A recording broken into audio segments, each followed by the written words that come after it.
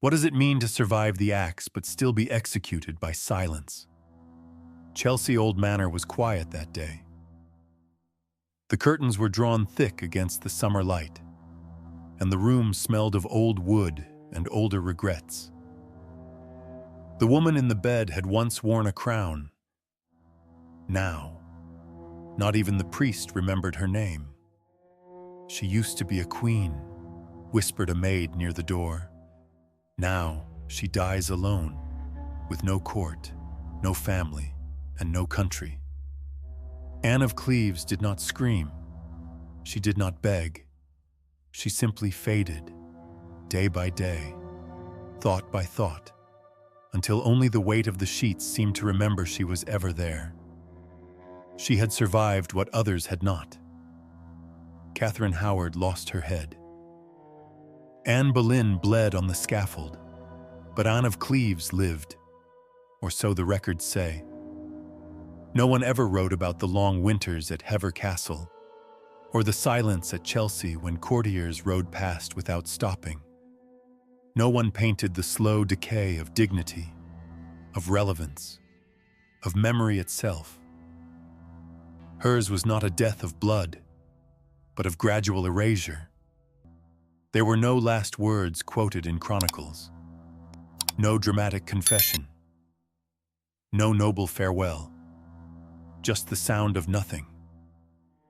And the bitter irony that the woman who once married a king died forgotten, her name whispered by shadows.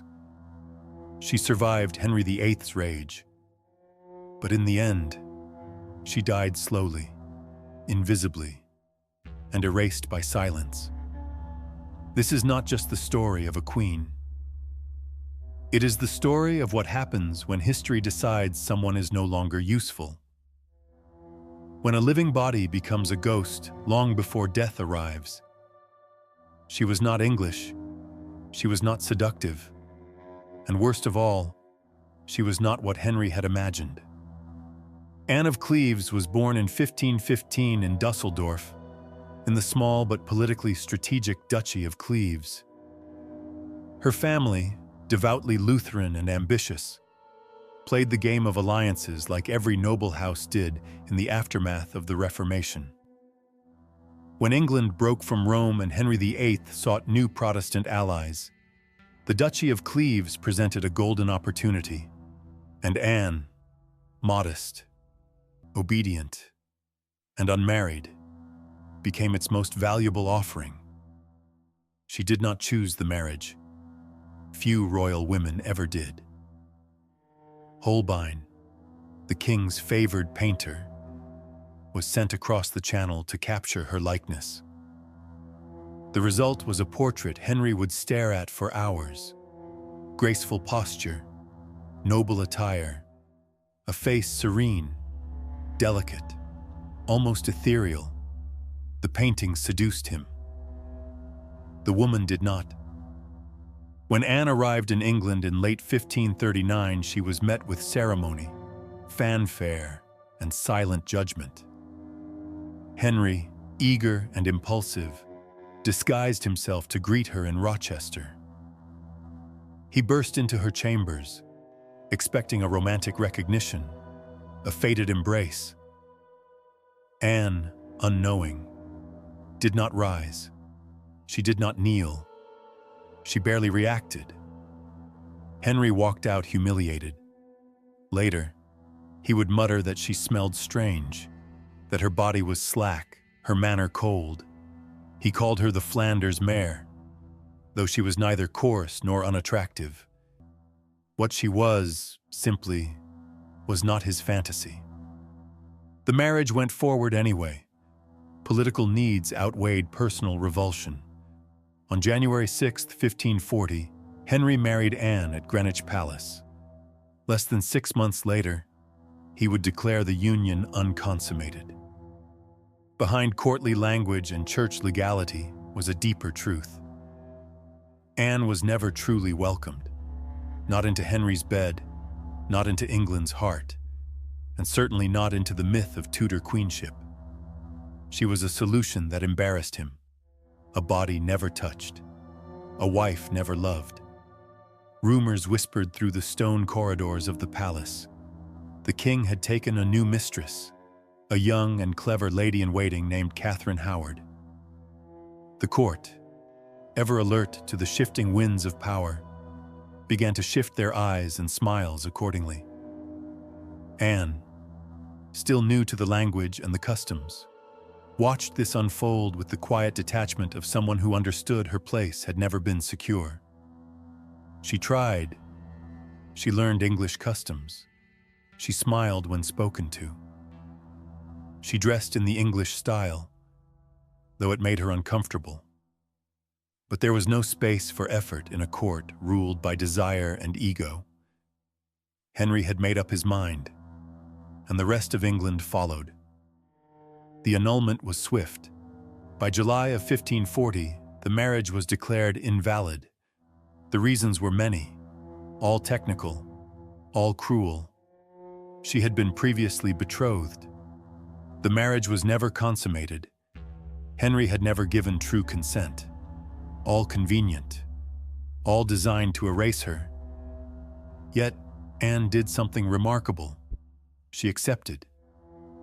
There was no protest, no public breakdown, no desperate plea. She accepted the annulment with grace. She signed the documents, relinquished her title, and in return was given lands, wealth, and a new designation, the king's beloved sister, a phrase that sounded more like pity than honor. The court praised her composure. Historians would later call her clever for surviving where others died. But what is cleverness when it means surrendering your dignity to remain alive? What is survival when it requires vanishing from the story you were meant to help write? She had no children to claim legacy, no allies to defend her memory, no love letters, no diary, no final flourish in the records, just a quiet retreat into the background, while the palace polished its next spectacle. Anne of Cleves was not destroyed in one night. She was carefully pushed out of focus, frame by frame, until even those who bowed to her forgot what they had once pretended to see. She did not fall from grace. She was never granted it. After the annulment, Anne of Cleves remained in England. She kept her head. She kept her titles. She kept her silence. But in truth, what she retained was a carefully crafted illusion of dignity, approved by the very man who had rejected her. Henry VIII called her his sister. He granted her estates, jewels, servants. But he also granted her something darker, a life lived in the palace without power, a seat at the table without a voice, a title without meaning. The court played along. They bowed, they smiled, they complimented her dresses, but their eyes drifted past her, always seeking the young queen in favor, the woman who now held the king's touch. Catherine Howard, youthful and flirtatious, became the new sun around which the court revolved. Anne was a relic, a foreigner who had once worn the wrong dress to the wrong altar. The laughter in the corridors was not cruel in words. It did not need to be. The glances, the pauses, the shifting chairs said enough. She was not considered a real wife, not by Henry, not by the nobility, not even by the historians who would later struggle to categorize her place in the Tudor saga. There were no children to anchor her presence, no court faction to defend her honor. Her ladies were loyal only to their own ambitions. Her rooms were grand, but empty. Her invitations to court were irregular, often rescinded at the last moment. Even her portraits began to vanish from the halls. She was the queen no one remembered to mock, because mocking requires attention, and Anne no longer inspired even that. At banquets, she was seated with honor. but not importance. Her name was spoken in ceremonies, but without weight. When ambassadors arrived, she was introduced as a figure of goodwill, a reminder of diplomatic effort, not as a woman who had once stood beside the king in a sacred union. The message was clear. She was safe to be seen, but not remembered. The humiliation was subtle, stretched over years. It did not come with chains or shouting. It came with quiet withdrawals, a missed letter, a postponed visit, a closed door in a palace she technically owned. Servants bowed, but their eyes wandered. Nobles spoke her name, but only when it served convenience. No one risked closeness. Not in a court where association could become a sentence. She walked the palace gardens with grace, but alone. She rode through the countryside in fine carriages, but without destination. She was photographed only in words, frozen in the memory of a 6-month marriage that never fulfilled its promise. Her presence became a paradox. Not exiled, not embraced, not condemned, not celebrated. Anne was not naive. She understood power. She understood performance. She had watched her own sister, Sibylle, navigate court politics in Germany, but nothing had prepared her for the theater of the English crown, where appearances were everything and substance was disposable. And so, she adapted. She learned to dress for invisibility. She mastered the art of polite laughter. She nodded when appropriate, asked no questions, and offered no resistance. Survival had its own etiquette. She followed it precisely, but the cost was immense. To be present, yet excluded. To breathe the same air as those who shaped history, while knowing your name would never be carved beside theirs. To exist, not as a woman, not even as a memory, but as an afterthought. Anne of Cleves was not the wife who was humiliated in one moment. She was the wife whose humiliation became her entire existence. There was no decree, no formal banishment, no chain of guards escorting her out of court. But Anne of Cleves was exiled all the same. After the humiliation was complete, she was gently ushered away from the center of power. First to Hever Castle, the former home of Anne Boleyn. Then later, to Chelsea Old Manor, a quieter, more distant place. The message was not spoken aloud, but it was understood. The further she was from Whitehall, the easier it was to forget she had ever been queen. She lived in comfort, but comfort is not warmth. Her estates were generous.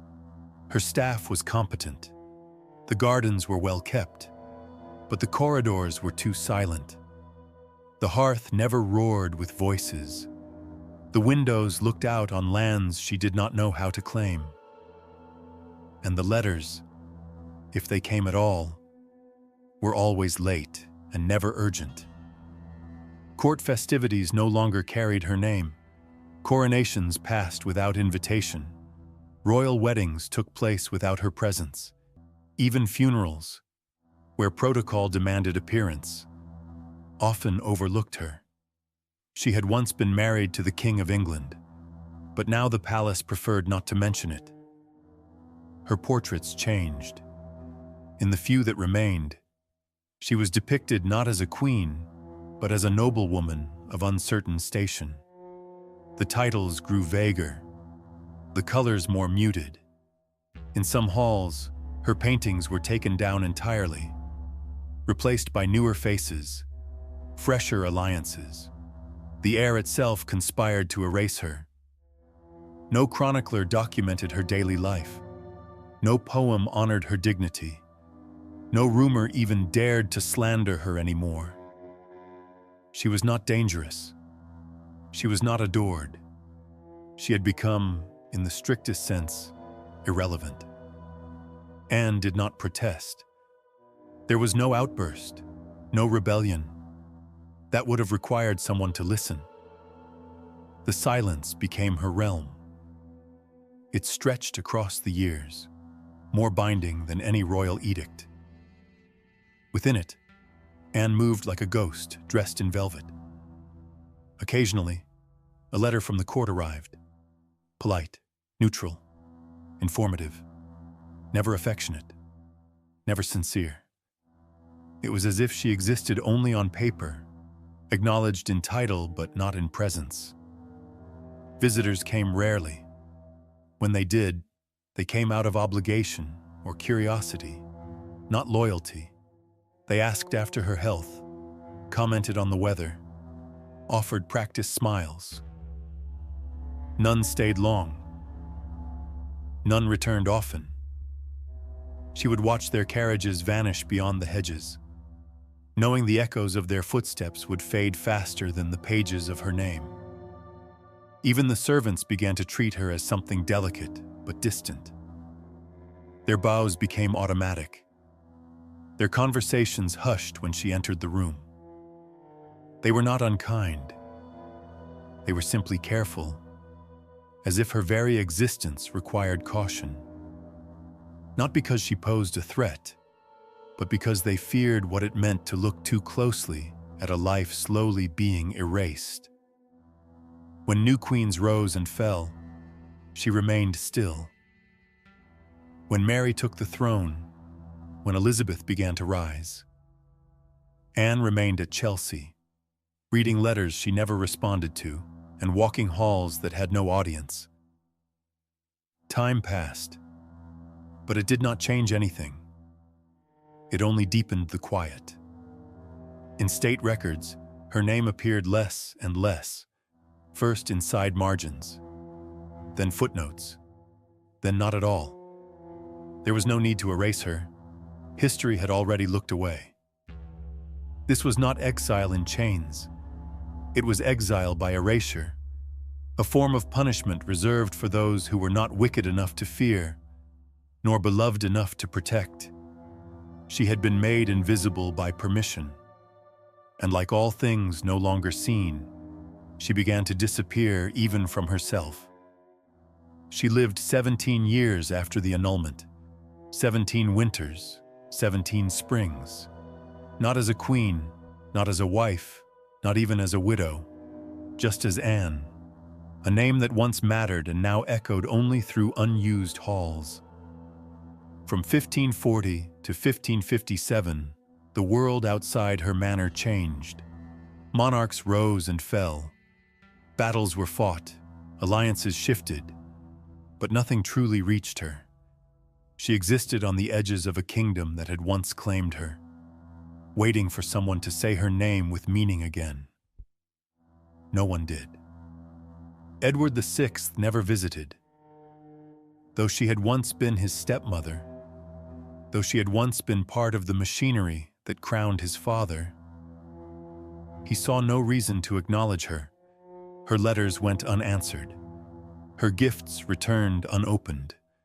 His court, crafted by reformers and ambitious men, regarded her as a relic of diplomatic failure. When Mary I took the throne, Anne watched from a distance. Mary's coronation echoed through England with ceremony and fire. But Anne remained at Chelsea. She was not invited to the cathedral. She was not named in the procession. She had once been Mary's stepmother as well. But the new queen offered no gesture of remembrance. The silence deepened.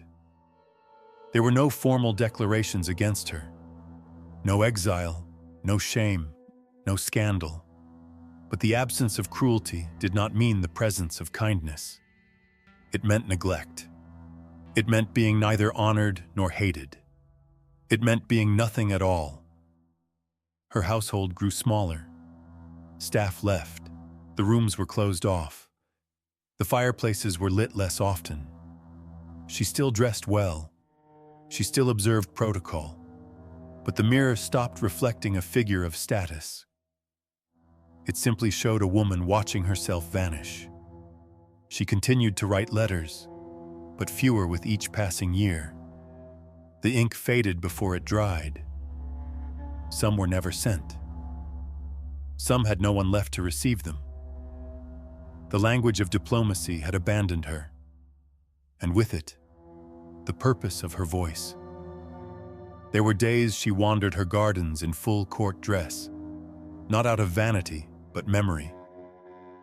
The silks reminded her of a role once assigned, a crown once placed, a future once imagined.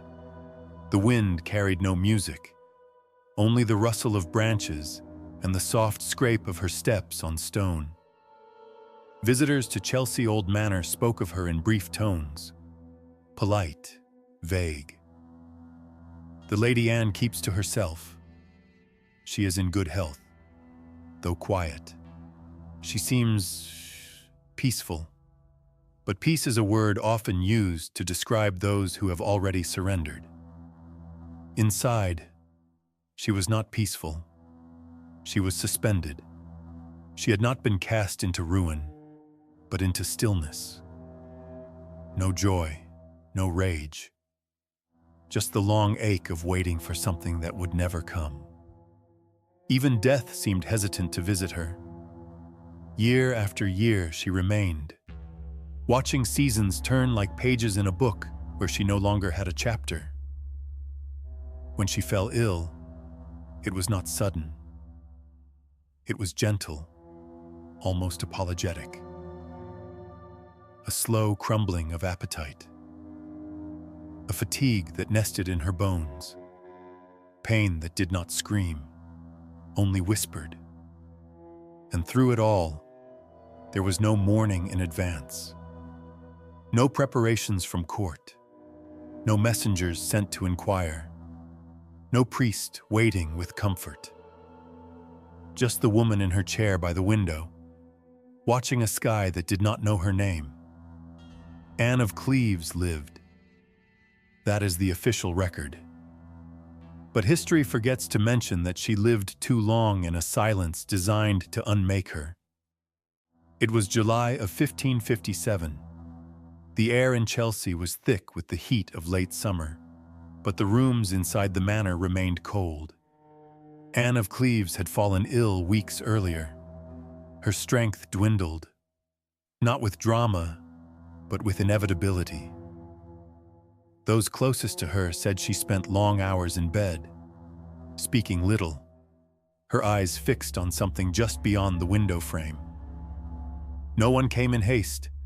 No royal physician rushed to her side. The court, preoccupied with foreign wars and shifting alliances, had no time to tend to the final breaths of a forgotten queen. The news of her decline reached London slowly. The reaction was slower still. On the day she died, there were no bells, no public announcement, no crowd gathered outside the manor gates. Within the manor, servants moved carefully, speaking in hushed tones not out of reverence, but uncertainty. Who was she now? What was the protocol for burying someone who had once been queen, but had long ceased to be anything? The records suggest she may have died from cancer, but the cause did not matter. What mattered was how little her death disrupted anything. The country did not pause. The palace did not bow. Even the church took its time deciding what rites, if any, should be given. Anne was buried at Westminster Abbey, not in splendor, but in quiet. Not among the kings, but near them. Her tomb is modest, tucked away. Few who pass it notice. Fewer still stop. There was no eulogy, no mourning procession, no marble statue carved in her likeness. Jane Seymour had been honored as a mother, Catherine Parr as a learned consort.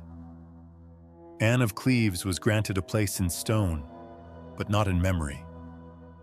The inscription on her tomb is brief. It names her as the daughter of a duke, the former wife of a king, and little more. No mention of loyalty. No mention of sacrifice. No echo of the 17 years she spent navigating the space between grace and oblivion. She had no surviving children to speak on her behalf. No favored ladies-in-waiting to preserve her stories. No chronicler moved by her endurance. The courtiers who had once bowed to her now served new monarchs. The world she had entered at 19 no longer existed. And so, her legacy was left to dust and silence. Generations would pass before her name resurfaced in textbooks. Even then, it was as a footnote. The fourth wife, the one who was not killed, the one who got lucky. But it was not luck. It was compliance. It was retreat. It was the quiet agreement to disappear for the comfort of others. What England remembered was the spectacle of Henry, his wives reduced to symbols, the seductress, the martyr, the whore, the mother, the nurse, and Anne of Cleves, the mistake. Her death was not a tragedy of blood. It was a tragedy of erasure. A woman who had crossed seas for a crown, who had swallowed pride for peace, who had accepted exile without rebellion, died in a room that did not remember she had once been called Majesty. A queen without a country, a name without a narrative, a body laid to rest not in disgrace, but in disinterest. At Westminster Abbey, the eyes of visitors tilt upward. They admire the grandeur of the vaults, the symmetry of Gothic stone, the immortal names etched in gold. They pass by kings and queens, poets and generals. They speak in hushed voices before the tombs of those who shaped empires. But no one looks down. Anne of Cleves lies beneath their feet. Her tomb is not in a chapel drenched in incense, not guarded by angels carved in alabaster. It is low, flat, silent, a slab with little more than a name. Most who step across it do not realize they are treading on a story that history tried to forget. There are no flowers, no flickering candles, no schoolchildren murmuring lines of memorized glory. The woman who crossed borders for a crown now rests beneath marble that no longer speaks. She was not beheaded. She was not burned. She was not tortured in a tower or accused of treason. Her death bore no spectacle. And yet, it may have been the cruelest of all, because history did not spill her blood. It erased her breath by breath, gesture by gesture, until only a faint echo remained. It turned her into a question mark, a quiet space between wives who screamed and queens who fell. She was spared the axe, but not the silence. Her story is not one of grandeur or rebellion. It is a story of survival mistaken for insignificance, a lesson in how a woman can live through power and pain and still be buried in forgetfulness. So next time you walk those halls and admire the majesty carved into stone, pause. Look down. Look carefully. Because if silence can be a sentence, then history passed the harshest one on her. Like, share, and do not let forgotten queens vanish for good.